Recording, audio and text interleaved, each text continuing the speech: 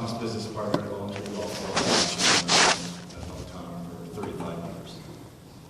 I met Tom when I was just a caddy, 14 years old at Rochester Golf. And I had the rare fortune to caddy for Tom on occasion, which was rare because I'm a male guy, and it was hard to jump in and get a lure guy off his back. Tom used to always ask me, because I was a pretty good junior golfer, if I was ever going to go to lure. And I answered, no, I'm going to be a male Spartan. And he said, well, why don't you go to lure? And I said, well, Tom, I think that lure is just for Catholics and convicts. I didn't caddy for him much after that. However, he did set me up to caddy for Tom Hexum and Ted Schifolius, so you can draw your own conclusions to that. I then worked for Tom and Mick at Dooley's in its heyday, and I made some unbelievable friends and had really the times of our lives when we were there. Tom and I played a ton of golf, and we became the best of friends. And as we all know, Tom got his launch really in life when he caddied in 1970 for Tony Jacklin in the U.S. Open. And I think about that a lot because we talked about it so much. And caddy. A great caddy is somebody that is positive, calm, is an information seeker. A great caddy motivates, cheerleads for you, kicks you when you need to be kicked, always keeps you up, never lets you get you down, and is always positive. And if you reflect on that, that really defines Tom. And he's been caddying for so many of us entire life. It's really incredible.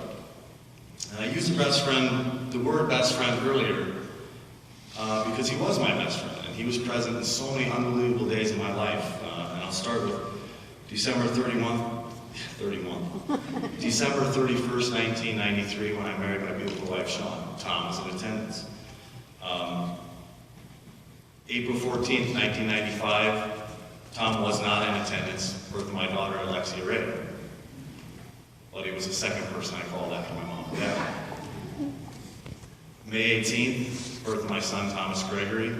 Again, not their second person I called. And obviously his name, Thomas Gregory, means a lot.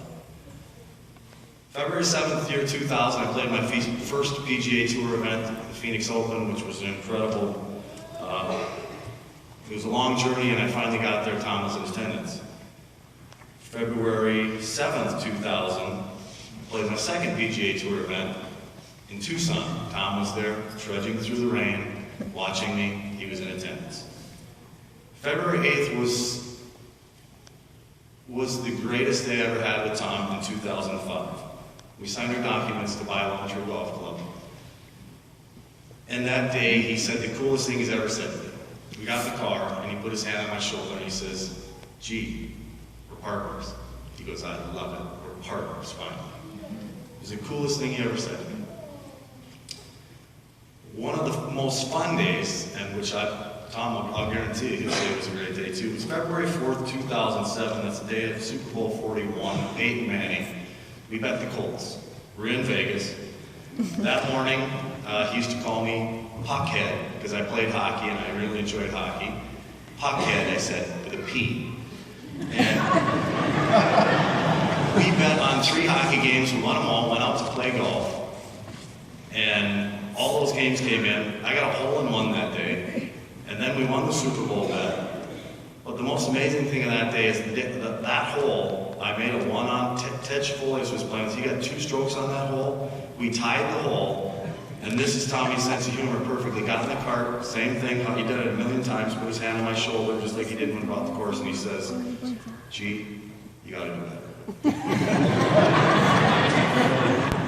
And I said, Tom, I can't do any better than that. But virtually every great day, Tom was with me in some form or fashion. And what's truly amazing about Tom is you use that word best friend, and you're lucky if you got a handful of them. And I'm lucky I do have a handful of them. Tom didn't have a handful. He had a million of them. All you gotta do is ask this list. Mick, Pete, Jack, Bob, Joe, Mark, Sheila, Mary, Linda, Pat, Wanda, Teresa, Herb, Mark, Tori, Harpo, Hilly, Mr. Mudd, Pam, Mojo, Spot, Jake, Jimmy, Teddy, Bob. I could go on and on. The list is endless. He was so close and meant so much to so many. It is just astounding. But his true his true gift is that he made everybody feel special. He was the most generous and non-judgmental person you could ever find, truly one of a kind. In Arizona at Lone Tree, Tom was in his glory. He was not known for being an owner. He was a member, an ambassador of the course. He was a tour guide. He was the man. He was quite simply the man. He loved hanging out. Whether it was taking donuts to the guys at 4:30 in the morning on the maintenance crew, giving all the high school and college kids advice, or when he's out playing, making a putt, and giving it a yes sir from Vern Lundquist in 2006. Really, Tom was just being Tom, and it was just awesome watching him. He really enjoyed all the times that we had. Of course, what I'll miss about Tom, number one, is playing golf with him. We got to play a lot of golf, and then that obviously that goes back to the 80-15. But mostly what I'll miss is what Tom does best. That's just sitting in the office, BSing, talking about life, talking about business, talking about the market, talking about our friends. That's what I'll miss the most. What I'll never forget is the bear hugs that we would give each other every time upon his arrivals and departures to and from Phoenix. And it was always, see you later. At the end of the day, Tom was living the dream at Lone Tree, and he was always living the dream. He did what he wanted every day, but he never lost sight of his primary goal of making those around him happy. Now Tom is in heaven, and I believe I have a perfect Tom Murphy day, and I think this is what he's doing every day. I think he gets up in the morning for breakfast, he has a chocolate cake his mom made him with hot fudge. And now he's going to go play golf, and he stops, makes a few NFL bets, because every day's Sunday in heaven, it's got to be. So he tees it up in a foursome, and in that foursome is Roy Watson, his mentor, Revy, who he had more fun with Revy. Ben Hogan and Big Daddy is driving his car. At the turn, he gets a DQ made right, checks the scores. A